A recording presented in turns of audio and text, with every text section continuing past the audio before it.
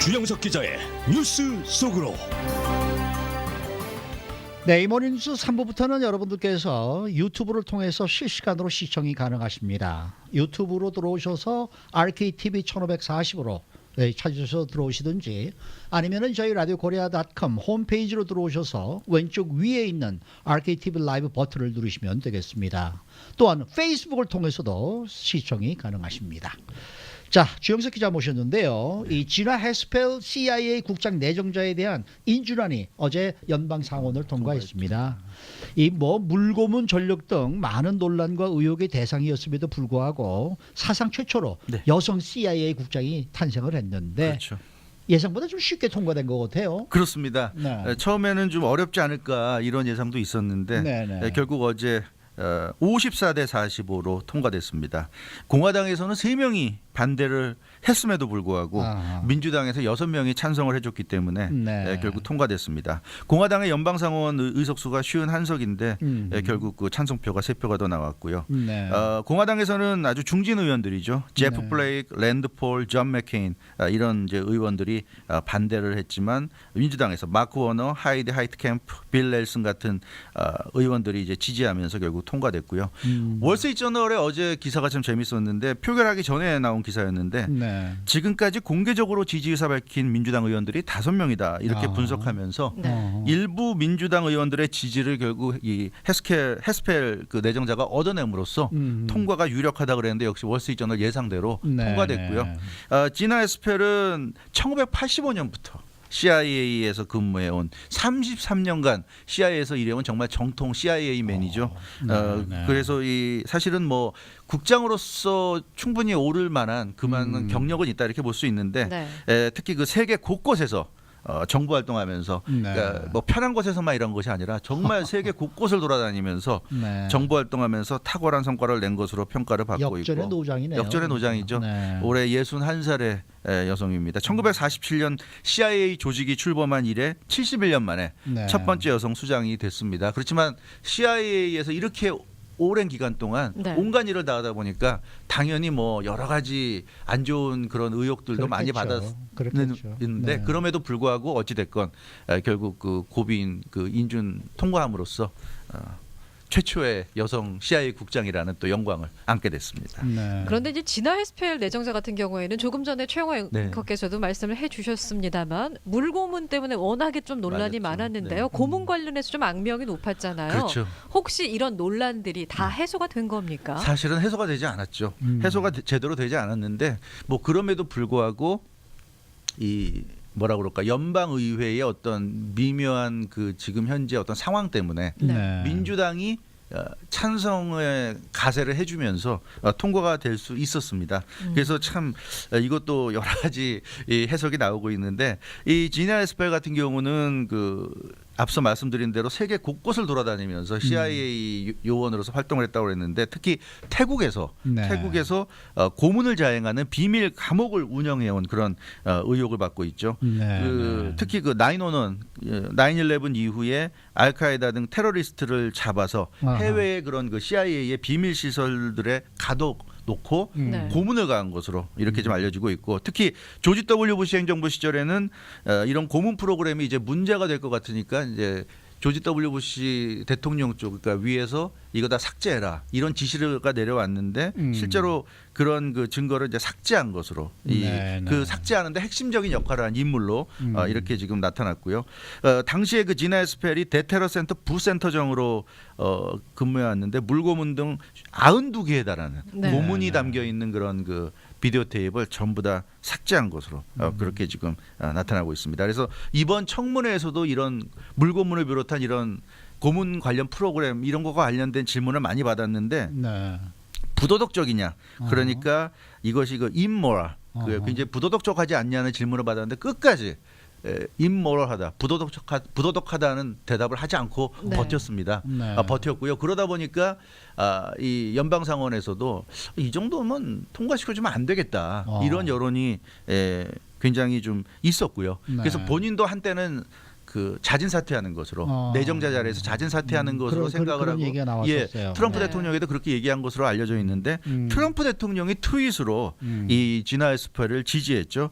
특별한 자격을 갖춘 인물이고 훌륭하게 CIA 국장으로서 업무를 수행해 나갈 수 있는 인물이다. 네. 연방상원은 인준해 줘야 된다. 이렇게 아주 또 공개적으로 이 위기를 갖고 있던 지나 에스펠을 지원해 줬고 이러다 보니까 또 지나 에스펠도 대통령의 지원을 받아서 힘이 났는지 또 버텨내기로 또 마음을 바꿨고요. 네. 그리고 나서는 일부 민주당 의원들에게 편지를 보내서 앞으로 자신이 노력을 하겠다. 이런 고문 같은 것이 없도록 노력을 하겠다. 이렇게 얘기를 하면서 민주당이 찬성을 할 수 있는 최소한의 어떤 여지를 준 것으로 이렇게 보여지는데 아무튼 이 완전하게 해소하지 못했고 그런 논란을 또 본인이 물고문 같은 것에 대해서 부도덕하다는 말을 하기를 거부했지만 그래도 어찌됐건 통과는 됐습니다. 네. 근데 사실 그래요. 이 공화당이 뭐 51석을 가지고 네. 있다고 하지만은 네. 공화당 의원들이 몇 명이 지금 반대를 지금 하지 않았습니까? 맞아요. 네. 그런데도 통과가 된 것은 참 어떻게 보면은 좀 특이하다라는 특이하죠. 그런 생각이 들어요. 그게 이제 선거를 앞둔 아주 미묘한 시점이어서 굉장히 좀 가능하지 않았나. 그러니까 이제 11월 중간 선거 있지 않습니까? 네. 그건 뭐 사실 트럼프 대통령에도 중요하지만 공화당 민주당에도 굉장히 중요한 선거인데 그렇죠. 네. 이 민주당에서는 이번에 어떻게 하든지 이 트럼프 대통령에 대해서 좀 싫어하거나 반대하는 사람들이 많으니까 이번 기회를 연방의회에서 다수당이 될 수 있는 절호의 기회로 여기고 있거든요. 네. 근데 문제는 그러자니 일부 이 민주당의 의원들 같은 경우는 좀 스윙 스테이트라고 할까요? 그런 거 특히 이제 지난 2016 대선에서 트럼프 대통령이 승리한 지역에서 이제 출마해서 당선이 돼야 되는데 그러자니까 공화당 성향 내지는 좀 보수적인 성향 유권자들의 눈치를 보는 거죠. 그렇겠죠. 그렇기 때문에 만약에 이번에 민주당이 전원이 다 반대표로 던졌다면 당연히 이건 부결됐을 텐데 부결된 거죠. 이제 그렇게 되면 이제 미국 국민들이 보기에는 트럼프 대통령이 하는 주요한 인사에 대해서 민주당이 제동을 걸었다. 사사건건 네. 그렇죠. 이제 그렇게 된다면 이제 11월 선거에서 네. 민주당이 굉장히 힘들어질 수 있거든요. 네. 그렇기 때문에 11월 선거 승리를 위해서 이번에 넘어가자. 이게 이제 민주당 그 지도부의 결정이었던 것 같습니다. 네. 근데 여기에 대해서 민주당 일부 의원들은 반발하고 있어요. 그러니까 아마 지역구 특성상 그런 눈치를 안 봐도 되는 아마 의원들일 것 같은데 네. 자조적인 목소리도 이번에 나왔다고 합니다. 이제 지나 에스펠 인준안이 통과되고 나서 민주당 의회 지도부가 약하다 이런 탄식을 일부 민주당 의원들이 했다고 하고요. 11월 중간 선거 승리를 원하는 것 때문에 승리를 해야 된다는 그런 명분 때문에 트럼프 대통령에게 타격을 가하는 그런 어떤 결정을 민주당 지도부가 겁내고 있다. 이렇게 또 일부 민주당 의원들은 지금 민주당 지도부를 좀 비판을 하고 있습니다. 그래서 이 지나 에스펠 CIA 국장 인준안 통과 때문에 지금 민주당이 약간의 자중질환도 지금 일어나는 이런 모습도 보여지고 있는데요. 네. 여기에 비해서 공화당은 일부 의원들의 소신 그 투표 외에는 전부 다 좀 찬성을 했는데 존 맥케인 같은 경우는 사실 뭐 과거 베트남 전쟁 워낙에, 때 네. 본인이 고문을 당하지 않았습니까? 고문 당했었으니까. 그러니까 자기는 절대로 고문을 옹호하는 고문을 지지하는 이런 사람을 절대로 자기는 받아들일 수 없다.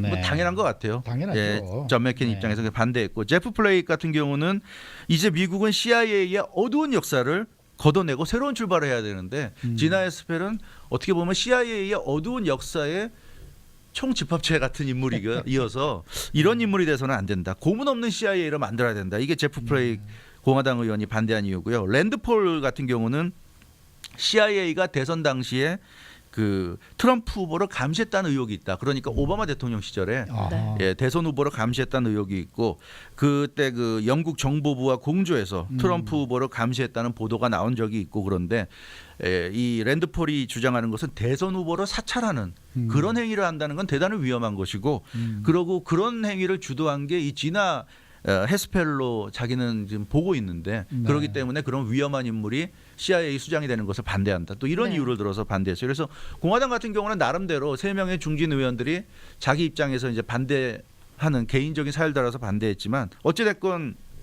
민주당이 오히려 선거 때문에 좀 정치공학적인 선택을 하면서 지나 에스펠 최초의 CIA 여성국장으로서 네. 탄생할 수 있게 됐습니다. 어찌됐든 그 진화 S8 같은 경우는 네. 이번에 민주당이 협조를 받아서 그렇죠. 지금 수장에 오르게 된 건데 네.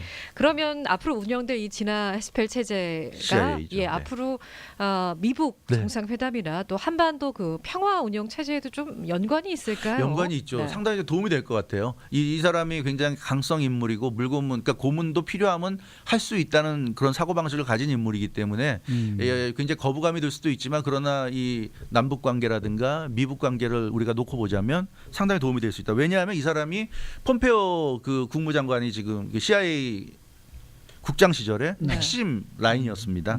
그래서 북한과 미국의 딜을 하는데도 아주 핵심적으로 관여한 인물이에요.